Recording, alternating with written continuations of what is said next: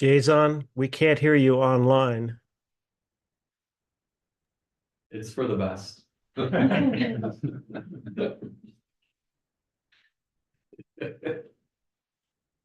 It would be funny if I could verbatim say what I just said, because then you could tell I scripted the whole thing. I'm going to talk about Dhyana Paramita tonight, meditation Paramita. And of the five paramitas or the four we've talked about so far, this one definitely, I think, carries the most weight for me. I think that of all the paramitas, of all six, it's meditation that I'm very magnetized by. I think that's part of why I was so magnetized by Sokuzan's teachings, that there's not a talk that we don't talk about Dhyana Paramita, meditation Paramita. And there's a reason for that, because the vehicle of our practice is meditation. That the foundation of Buddhism rides upon the vehicle of meditation. That vehicle is fueled by the teacher and it's fueled by the lineage. But without that practice, a lot of what we tend to do is more, I was watching gymnastics today, more gymnastics. It's like we swing upon the concepts and we elaborate and we build, and they become very complicated, which is wonderful. But it is the paramita that really takes those concepts and shows why we're studying them. It actually opens us up to the reality of the world of which these concepts are trying to express. And while I say that was what magnetized me to studying with Sokuzan, maybe initially to some part, is also what caused a lot of resistance. I recall my first time coming down, our all-day meditations used to be from 9 a.m. till 9 p.m. And there was no work period. It was a 3-hour sit in the morning. We'd sit from 3 until noon. And then I want to say we started sitting again around 1 or 1:30. And then we'd sit until 3:30. We'd have tea. Sokuzan would give his talk. We'd have supper. And we'd end the night by sitting for another 2 hours. So we were sitting around 7 hours at a time. And I remember the first time coming here, I realized I was trying to figure out how I wanted to practice Buddhism. And I was like, I don't want to practice Zen. They sit too much. Vivid memory. Don't want to come back. He just sits too much. I don't like that. And then the next month I was back, and the next month I was back, and then a few years later I didn't leave. But meditation is a practice that is really unlike any other, because it doesn't provide us a sort of security net that so many other ways of perceiving the world provide us. Because when we begin to sit down and practice, we really are helpless. It's difficult practice. And it's interesting when we look at the frustration we have with practice and the difficulty we have getting to the cushion or staying on the cushion or looking at the mind. And then you hear something like Dogen saying it's a practice of comfort and ease. Or Sokuzan saying once, maybe twice, that meditation is the most luxurious thing you can do. And it's such a sharp contrast to our initial experience of meditation. And so how is it that the struggle we experience on the cushion can be described as a practice of comfort and ease, or the most luxurious thing that we can do? And initially it's not. It's not. But the luxury shows up when we actually begin to hear the instruction that's being given, which is you don't have to perform anything. There's actually not an activity to accomplish.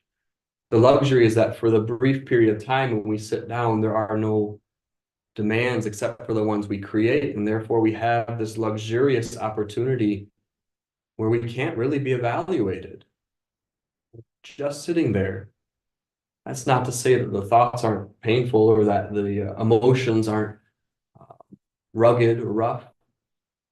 But it's one of the few times in our life where when we begin to see our expectations and see them for what they are, we actually have an opportunity to not do anything. No production necessary other than the production that occurs spontaneously.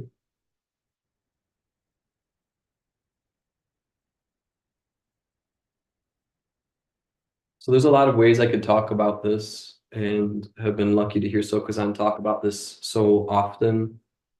But it's also something I recognize the most intimate exchanges around meditation have been when I've had an opportunity to clarify my practice through asking Sokuzan questions, which I've done a lot of. And so I would see or ask if there's any questions around the practice of meditation, this thing that Sokuzan is saying every day: train your mind, return to the cushion, sit more. Because it's easy to get caught into this idea, this habit of just asking questions of, this person said this and I didn't like it. How do I fix it? How do I do this better? How do I have a better job? How do I have a better relationship? And we never actually turn back in and say, do I even understand the practice that is being given to me? What is this? So if there are questions about meditation, I would do my best to respond to those.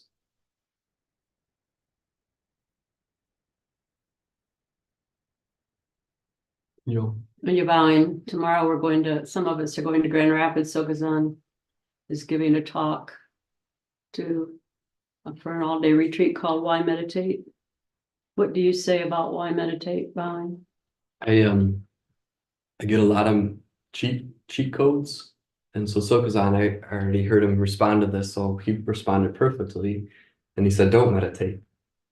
And that is something we should keep in mind strongly, that when we look at meditation, we need to meditate. Nobody else needs to meditate. It's the same thing with any of these teachings. Don't appropriate them and force them on others. You need to CCC. Other people don't need to CCC. You need to observe. Other people can do whatever they need to do. So why meditate? I'd be very tentative to try to push that on anybody. And yet at the same time, if somebody came forward and asked about it, usually what brings us to meditation is that there's some understanding that the way in which we're approaching our negativity is not helpful. It's actually just causing more chaos. So why any of us might meditate is going to be very unique, but some level of it is we want to understand the suffering that we've been struggling with our entire lives. We want to do more than just create temporary stability or temporary relief. We want to actually be able to understand, what is this suffering that continues to rear its head on a daily basis? And what does it mean to live a life of sanity or compassion in the midst of a world that is full of suffering? I liked his answer. Don't meditate. When you're bowing, you just presented a lot of questions, one of which was don't CCC. What is CCC? Sokuzan's teachings on communication, cooperating, and collaborating. The original version was communicate, cooperate, and compassionate. And some of you may recall compassionation, and it's now collaborate. So the communication, I feel pretty strongly about this. And I think it's an unfortunate misunderstanding that we feel that in order for the communication to occur, it requires some sort of reciprocity from somebody else. And that is really more about results. If you want a fruitful conversation, then there's mutuality and you both come to some consensus. Whereas communication, as with most of Sokuzan's teachings, is about an intention. It's not about getting somebody to respond a particular way. It's about having the vulnerability to work with the situation, which may not be receiving the results you want, but you intend to be clear, you intend to be direct. You're also very considerate of what's in front of you, and you don't try to force anything. So in your intention to be direct, you may recognize that it's not helpful to be direct. In your intention to articulate, you may recognize it's better to just ask questions and receive and to listen. So communication isn't a formula of activity, it's an intention to work with the situation as it arises. Shoto. Bowing. How does meditation help us to understand the second noble truth? Well, I think it first begins to shine a light on all the assumptions, on the conditioned responses, on the impulses that we take for granted as true. It's hard to see that kind of conditionality, the habituation, without at least some stillness in which to look at the movement. So without taking that time to sit down, without taking that time to intend to be still and to receive, we function so heavily on autopilot. It's like such a lubricated system that we believe it before we've even seen what it is. And so the second noble truth is, so because I was talking about this evening, desire, wanting things to be different than they are, we have to begin to see the demand. We often don't see the demand because it's so apparent to our self-centeredness to be true or to be valid or deserving that we don't even consider it as a demand. We just assume that that needs to be the case. So the meditation practice seems to begin to bring our attention to these conditioned interactions. Of bowing.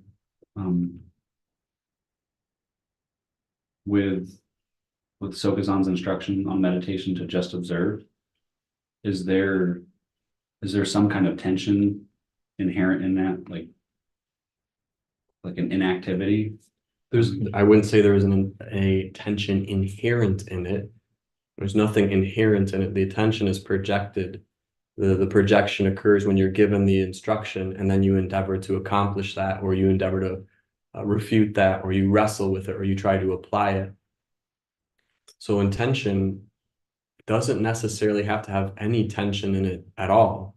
It doesn't have to have a tension in it, but our demand for results or progress usually means we take those teachings and try to create some sort of warfare or chaos by applying those teachings.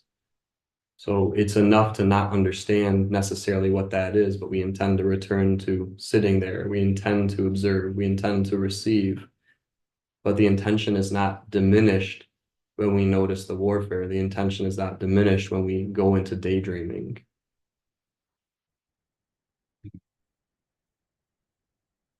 Wonderful. How can we prioritize awareness? Maybe there's more to it, but the simple way would be to prioritize your meditation practice to some extent. And I don't mean in an aggressive way where you cloister yourself from the world, at least not indefinitely, temporarily would probably do some of that. I appreciate that we don't get a tremendous amount of instruction as far as post-meditation. We get some, but it really goes to show that meditation and awareness practice is not like a weapon or a tool that we can wield on the world. We prioritize our sitting practice, and I think that awareness, which we don't get to claim ownership of, and we're probably not even able to discriminate, seems to permeate very naturally. And I don't think any of us can say that from the time we started meditating till now that we don't notice any differences, although that's not the goal of what we're doing, but you also can't say, here's where I started actively being more aware. It's not often showing up as points in time. And yet we see that, yeah, maybe we do listen, maybe we're a little bit more considerate of the impulses that arise in consciousness. Wonderful. On the cushion, how can we prioritize awareness? Or should we? I think that the way in which we do that is, as Sokuzan instructs us, through intention.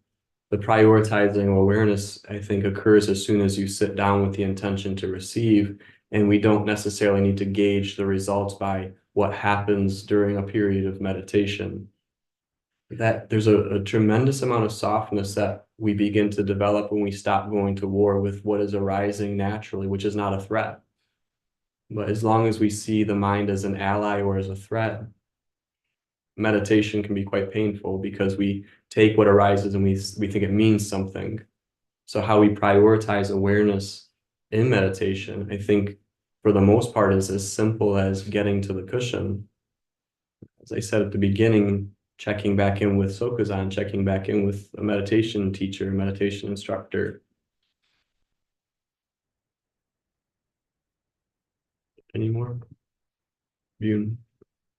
Beyond bowing and just a larger sense of like the population of humans. Do you think that maybe the three poisons protect people or even keep them safe from from suffering in a sense?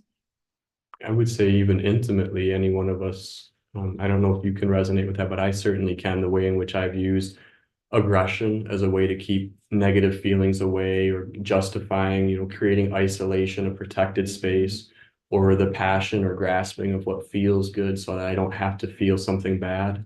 Distraction's an easy one. Like, distraction is a really easy way that works pretty well, not always, but to keep that negativity at bay. So I would say, yes, that's a pretty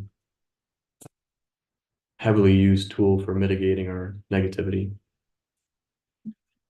You unbowing this may involve a bit of an assumption, but why do you want to help people see through those things to the very thing that hurts so much? I think that it is not something I look to do universally in a way that everyone needs to see through to their true nature, at least until they've given permission or they've asked for it.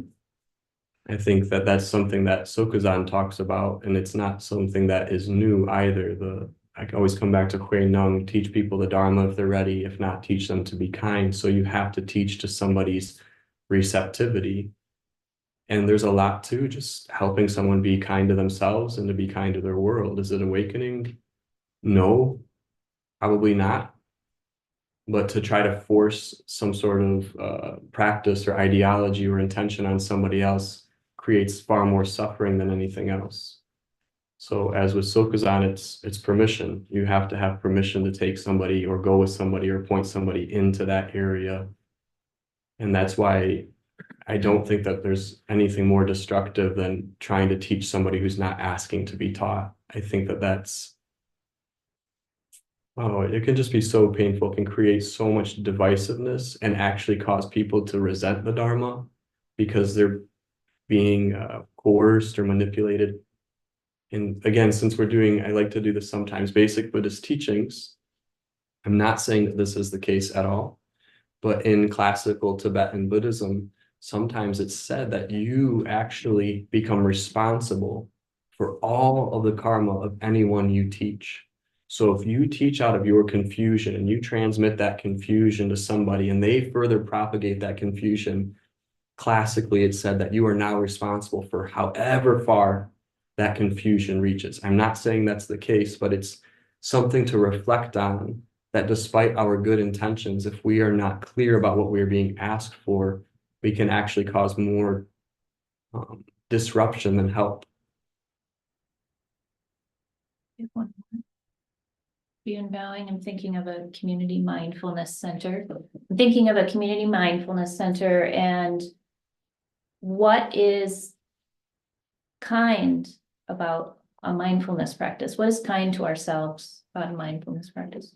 I can talk about it in the context of the people I'm seeing. So this is not an abstract situation for me. Sokuzan has me teaching mindfulness at the community college, at Battle Creek High School, Central High School, and Willard Library.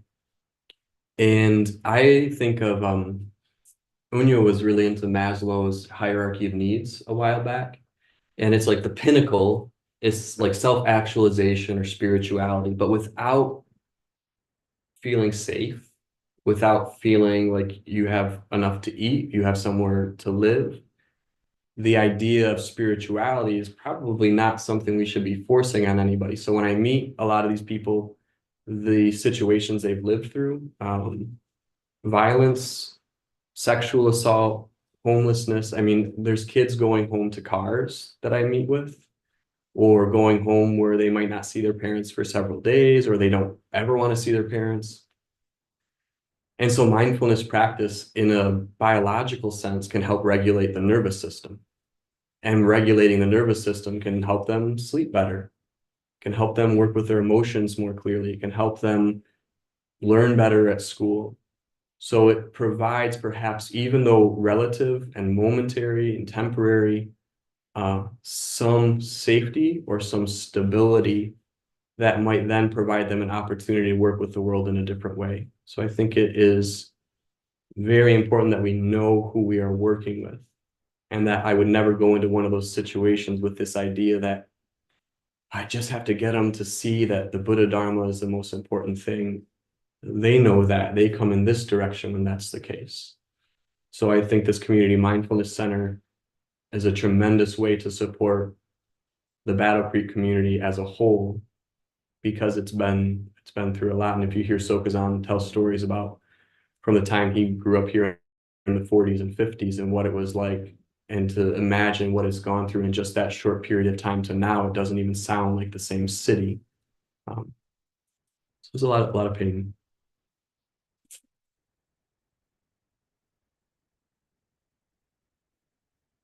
Chiezan? Peace and mind.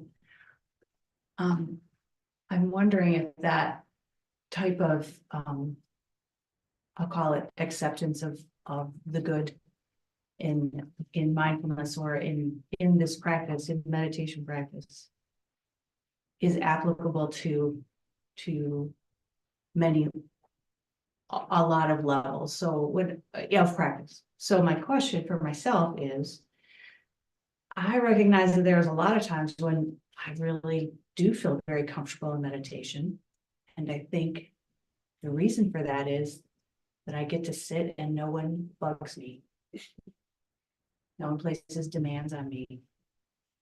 And I can just sit quietly and peacefully.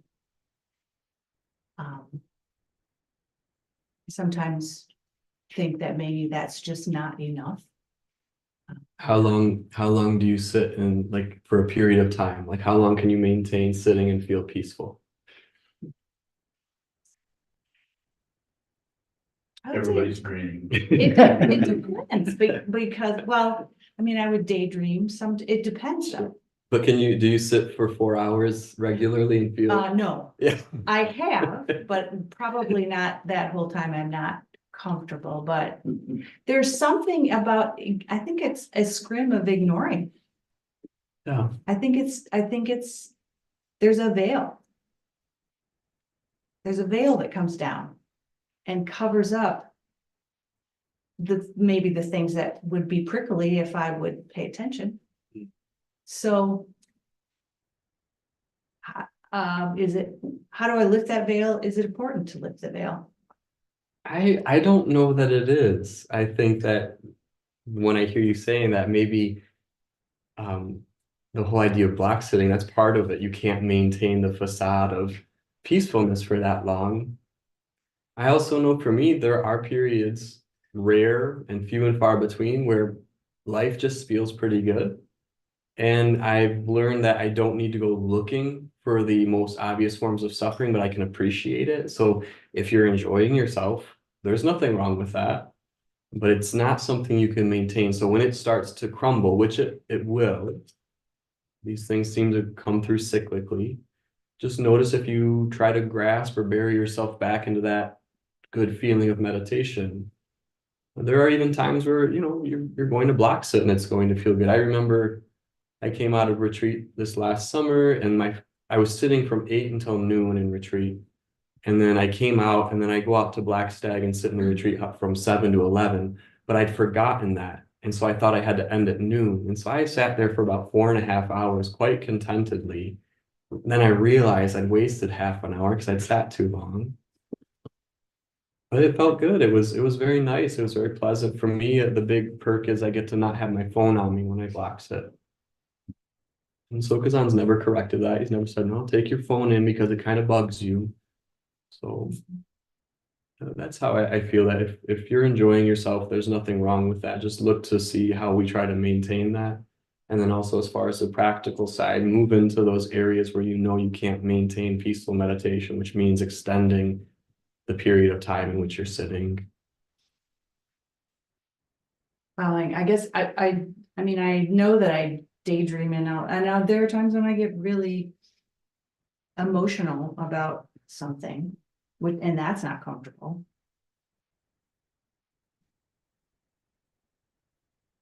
I believe what I'm asking is, so all of those things coming in and being part of the meditation practice,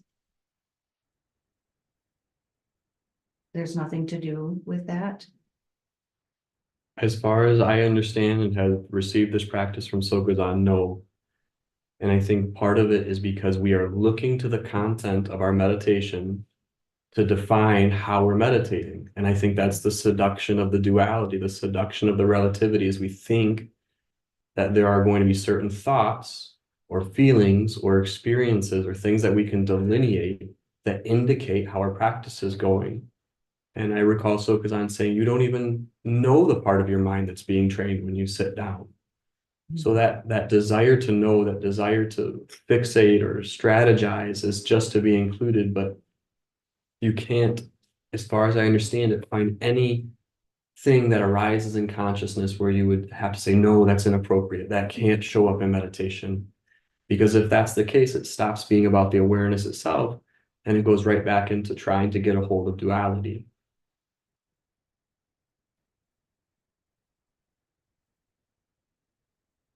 Michael? Michael Bowing. I don't quite know how to put this into words, but I'm going to try. There's been a waywardness. Like, I feel as if there's been a waywardness in my life from meditation and no meditation, and then coming back to meditation. How can I welcome awareness back into my life without turning that into a game of duality? I wouldn't say that you need to strategize not turning it into anything. It's, again, there's some mentality that you can prevent something from occurring. Those thoughts of turning it into a game of duality, it's just another seduction. It's another thing that's trying to get your attention that says you're doing this well or you're doing this poorly.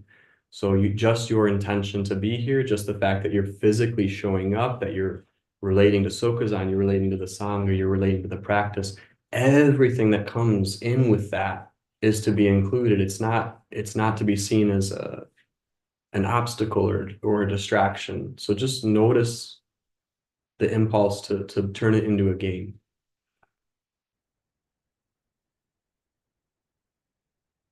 Yes. Michael Bowing, it's hard to see it.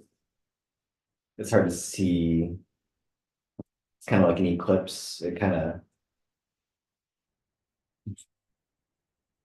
causes me to leave.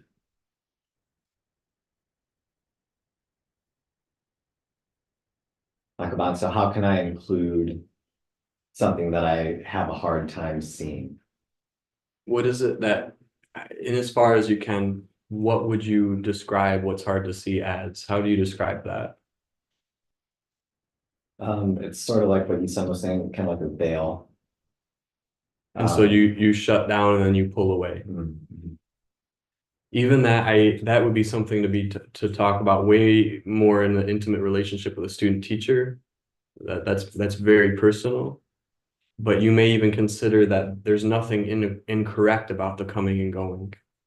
There's no way to say how this should show up for you. And that's why it's helpful to have a teacher. It's helpful to have that guide to help direct you, because if you just keep it in your own hands, which you can, and which is very comfortable, which is very safe, the way in which we filter our reality is always out of security for ourselves. It's always about protecting our identity, what we want, what feels good. And by inviting somebody else into that territory, you might have a chance of disrupting that. And so instead of me commenting on that, I would just say that you may need to watch that coming and going. And I would say you would also want to examine how you want to relate to the teacher, how you would want to relate to the Sangha and to the forms. And I've seen you practice. I mean, you can do the forms. I've seen you when you first showed up, you were just sitting all the time, like all the time. So there's no doubt about it. It's not about sitting, it's about looking at the fear that seems to show up.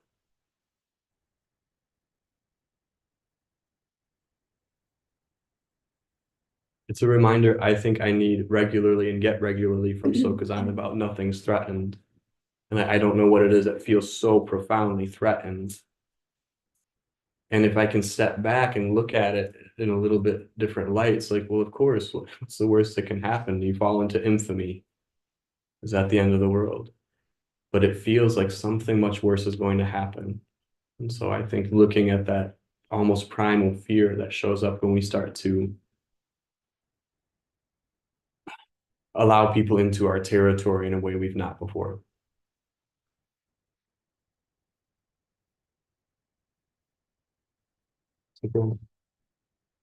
So Grandvine, what is the word dhyana pointing to specifically compared to other ways we say meditation?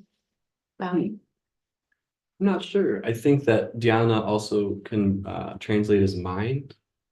Dhyana is the root for the Chinese word chan or chen, which is the root for Zen, which again means mind or meditation. And to me, it has a sort of directness and an intimacy that goes all the way back and probably beyond, certainly beyond. But I think of the Buddha sitting under the Bodhi tree and just the direct perception. I don't know that we can say it is exactly associated with one particular style of meditation. But perhaps, I don't know, is there more to that? So grand bowing, sometimes it seems like meditation can be a state of mind. Sometimes it's an ideal, sometimes it's relative or the absolute. I'm just confused about that word and how dhyana might point to what the paramita is. Bowing. If I think about it in the form of a paramita or a perfection, I would see it more associated with like the direct perception of mind. So Kazan sometimes talks about how the boundary between meditation and post-meditation seems to dissolve or to drop. And at that point, he doesn't say that everything becomes meditation, but you're not necessarily making some grand differentiation. It's not the contrast of sitting and moving that defines the meditation practice. But I can't speak on it in like a global level of how everyone's breaking that word down. For us, I think of the direct perception that we're being encouraged to see, the direct perception of mind. That's why I think meditation sometimes, or shikantaza, is talked about as formless. It's a formless meditation because we're not defining it based on a structure and form. There is relative structure and form in that we hold the body still, we take an attentive attitude. But beyond that, there's not the kind of guardrails or the touchstones that we might see in other forms of meditation. So grand bowing, direct perception of mind. What is that? I don't know that I can speak to that other than that's what how it's been talked about, how Sokuzan teaches that. I think about when he says you don't have to get rid of anything. There's nothing to fix, there's nothing to get rid of.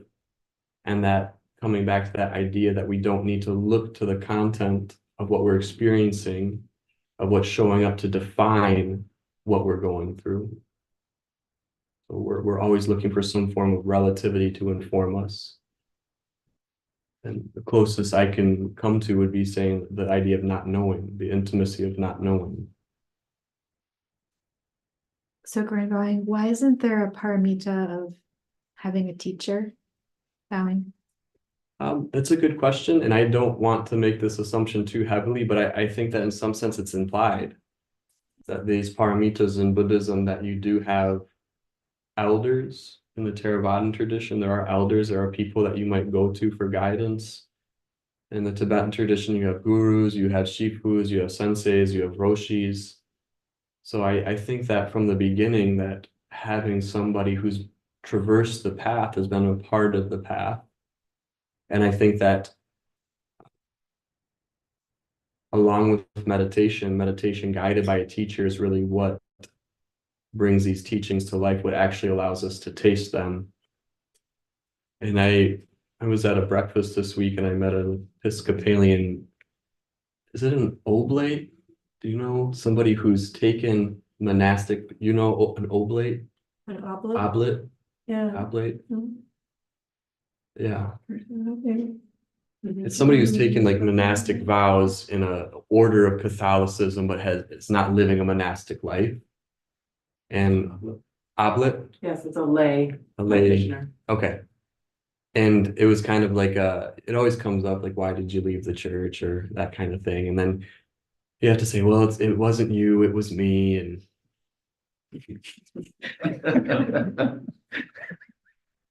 but what it comes down to is exactly what you're saying, is I never met anyone that I felt was teaching me how to be the teachings. Like I didn't find, that's not to say they weren't out there, and had I found that person, it would have redirected me.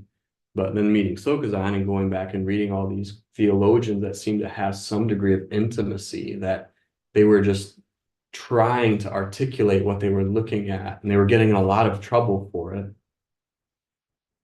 So I think it is the teacher-student relationship that really empowers us, or gives us a chance to see beyond our own pettiness. We don't really want to look beyond the pettiness. It probably is going to take somebody to interrupt that for us to even consider looking up.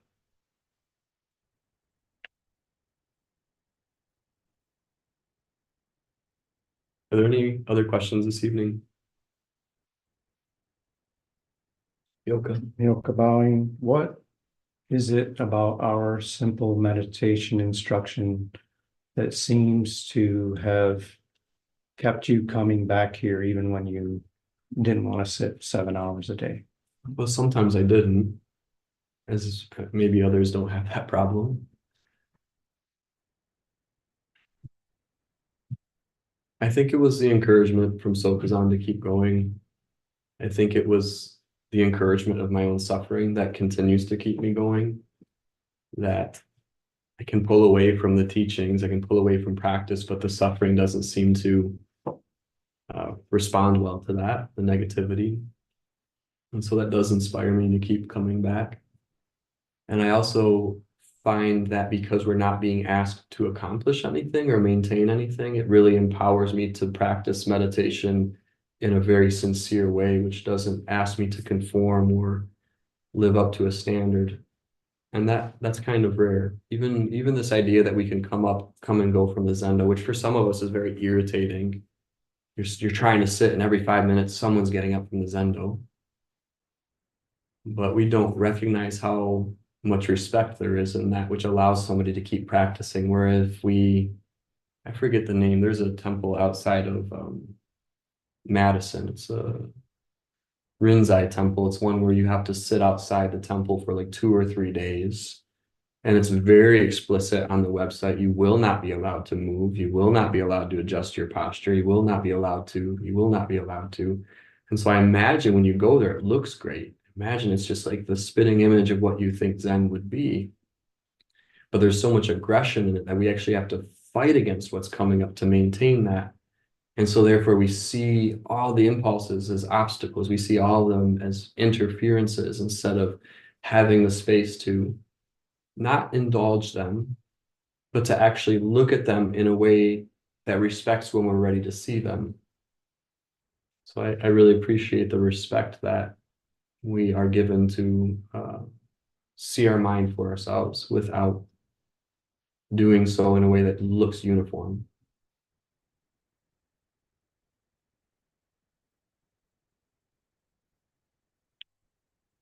We can close. Thank you so much. We'll stand and dedicate the merit.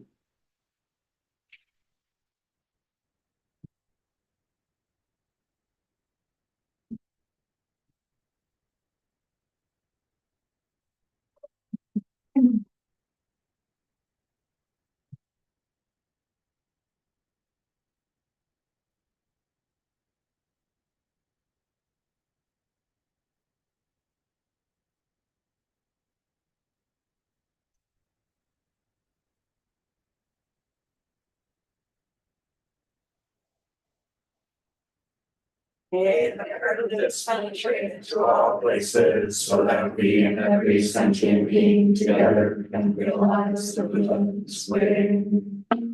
Jiro, San,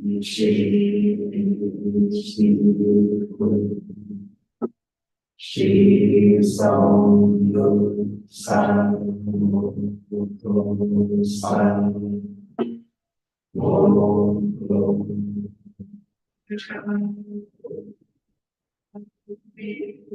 Let's have directions to the three times, all depends, all venerable ones, Bodhisattvas, Bodhisattvas, the great Vajnana, Paramita.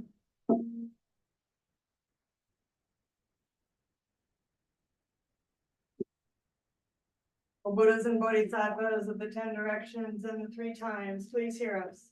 Please come down out of the light and protect Sokokoji Buddhist Temple Monastery, our Sangha, families, friends, and visitors. Heal everyone who is unhappy, sick, or suffering, and fill them with light.